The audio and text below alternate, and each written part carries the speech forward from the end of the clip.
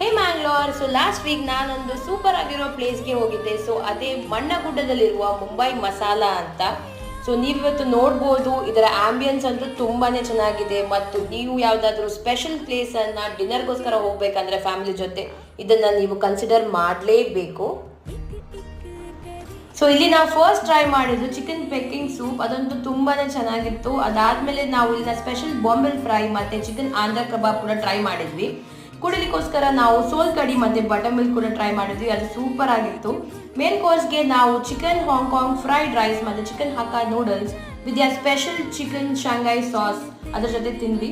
ಮತ್ತೆ ಡೆಸರ್ಟ್ಸ್ಗೆ ನಾವು ಮಲೈ ಸ್ಯಾಂಡ್ವಿಚ್ ಮತ್ತೆ ಇವರೇ ಸ್ಪೆಷಲ್ ಆಗಿ ಹ್ಯಾಂಡ್ ಕ್ರಾಫ್ಟೆಡ್ ಮಾಡಿರೋ ಕಾಜು ಕತ್ಲಿ ಐಸ್ ಕ್ರೀಮ್, ಅದಂತೂ ನೀವು ಟ್ರೈ ಮಾಡಲೇಬೇಕು. ಒನ್ ಆಫ್ ದ ಬೆಸ್ಟ್ ಅಂತ ಹೇಳ್ಬೋದು.